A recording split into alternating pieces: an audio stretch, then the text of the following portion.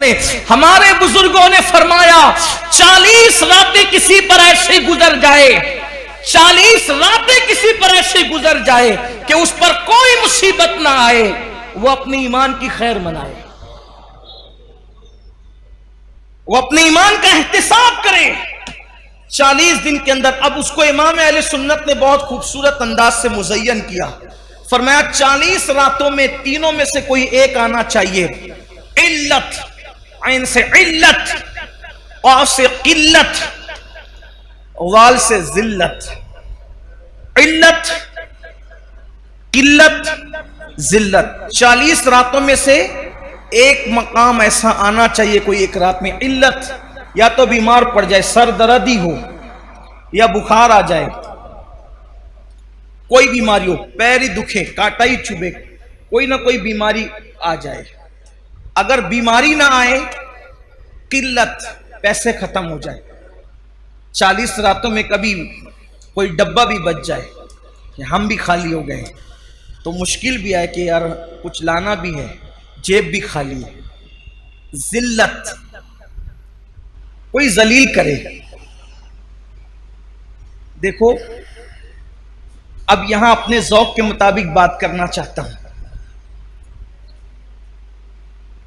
कोई आशिक हो और जलील ना हो, मुझे उसके इश्क में शक है। क्यों? इसलिए कि दीवाना ही तो जलील होता है, दीवाना ही जलील होता है, फरजाने थोड़ी जलील होते। फरजाना तो कपड़े संभाल के चलता है, उसकी इस्तरी फरजाने की समझाने के लिए कह रहा हूं, उसकी इतनी टाइट रहती इस्तरी कि वो जो स्त्री ने इस्तरी की है तो उसके फन को भी लोग हैरत से देखते हैं। वो बैठता इतने अदब के साथ है कि उसकी अदाएं काबिले तारीफ होती है। फरजाना खाता इतने नजाकत के साथ है कि उसका खाने पर भी डिस्कस होती है कि क्या अदब का अंदाज है। लेकिन जलील किसने होना है? दीवाने ने। इसके तो बाल ऐसे, इसका तो लिबास ऐसा, इसका तो गुफ्तगू का समझाने के लिए कर। दीवाना, ये दुनिया का दीवाना है जो जलील होता है। अरे जो दुनिया की मोहब्बत में दीवाना हुआ, जब वो जलील होता है तो जो सबसे बड़े महबूब, महबूब आजम, महबूब रब्बे अकबर, सारे अंबिया के खुदाओं का, सारे अंबिया का खुदा, माफ कीजिए खुदाओं, सारे अंबियाओं का खुदा, सारे नबियों का खुदा, सारे रसूलों का खुदा, जिससे प्यार करे वो मोहम्मदुर रसूलुल्लाह। अब कोई उनसे प्यार करे, कोई उनसे इश्क करे, तो फिर आप मुझे बताएं वो जलील ना हो, वो रुस्वा ना हो, तो फिर वो आशिक कैसा, फिर वो मुहिब कैसा? उसे तो जलील होना ही है। तो इल्लत, बीमार पड़ना 40 रातों में, किल्लत, पैसे की कोई तंगी आ जाए, जिल्लत, तीनों में से कोई एक चीज आ जाए, और अगर तीनों आ जाए तो सोने पर सुहागा है। मैं यहां पहुंचकर तो यह जरूर कहता हूं कि 40 रातें नहीं, बल्कि शुक्र के तौर पे कहता हूं कि 10 से 11वीं रात नहीं आती, 2 चीजों से तो साबका पड़ता ही रहता है। इल्लत भी हो जाती है, इल्लत भी हो जाती है, और आलमी पैमाने पर फेसबुक और यूट्यूब पर और व्हाट्सएप पर कुछ जिल्लत भी हो जाती है। तो दिल को इत्मीनान होता है कि अभी ईमान का तोता उड़ा नहीं है, अभी ईमान का तोता उड़ा नहीं है। और रही बात जिल्लत की, तो हुजूर ताजुश शरिया ने बहुत अच्छा शेर कहा था,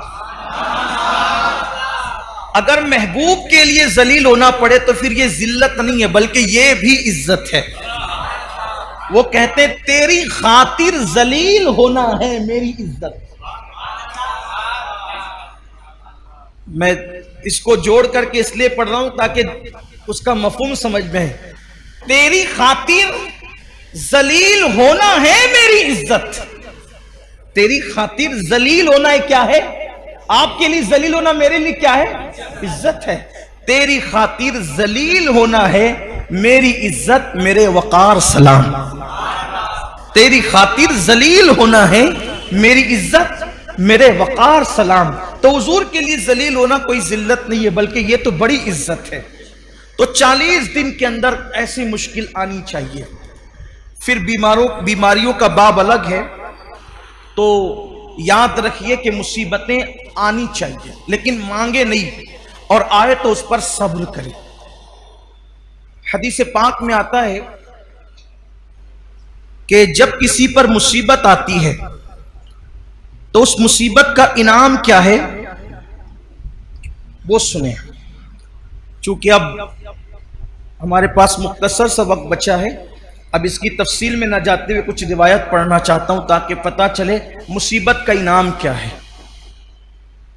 अल्लाह के हबीब सल्लल्लाहु अलैहि वसल्लम फरमाते हैं क़यामत का दिन होगा। क़यामत का दिन, क़यामत के दिन में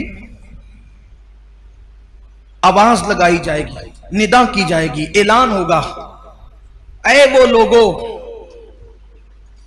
जिन लोगों ने अल्लाह से अपना अपना कर्जा वापस लेना है, ऐ वो लोगों जिन्होंने अल्लाह से अपना अपना कर्ज वापस लेना है, जिनका अल्लाह कर्जदार है। समझाने के लिए, जिनका अल्लाह कर्जदार है, जिन्होंने अल्लाह से कर्ज वापस लेना है, वो सब आओ, वो सब जमा हो जाओ।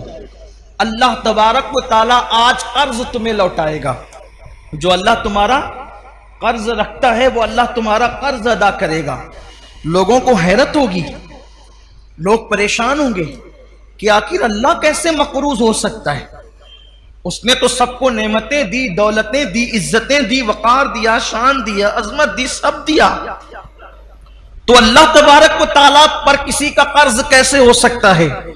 तो फरिश्ते कहेंगे इससे मुराद वो लोग हैं दुनिया में अल्लाह ने जिन पर आजमाइशें डाली, जिन पर अल्लाह ने मुसीबतें डाली, जिन पर अल्लाह ने तकलीफें डाली, वो लोग आज आए जिनके दिल गमगीन हुए थे मुसीबतों पर, जिनके आंसू बहे थे मुसीबतों पर, हत्ता के कांटा ही चुभा था, मुसीबत मिली थी।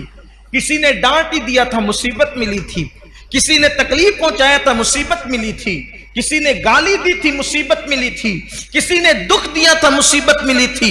हत्ता के अल्लाह अकबर, किसी ने किसी पे गुस्सा करके मुसीबत पहुंचाई थी। आज अल्लाह फरमा रहा है कि मेरे फरिश्तों ऐलान करो, अल्लाह से अपना अपना कर्जा वापस लो और चलो मुसीबत उठाने वालों, आजमाइश में गिरफ्तार रहने वालों, अल्लाह तुम्हें बुला रहा है। तो वो सब लोग जिन्होंने दुनिया में मुसीबतें उठाई होगी, तकलीफें उठाई होगी, आजमाइशों में जो गिरफ्तार हुए होंगे, वो सब के सब चलेंगे अल्लाह की तरफ। और फरिश्ते जब आफत और मुसीबत में मुब्तला लोग खड़े होकर के आएंगे कि हम अपना सिला चाहते हैं, हम अपना इनाम चाहते हैं, फरिश्ते कहेंगे ऐ मुसीबत सहने वालों, ऐ तकलीफ उठाने वालों, बगैर दलील के दावा मकबूल नहीं होगा। तुम अपने अपने नामे आमाल बताओ कि जब तुम्हें मुसीबत पहुंची थी तो तुमने किया क्या था, उसके बाद तुमसे बात की जाएगी।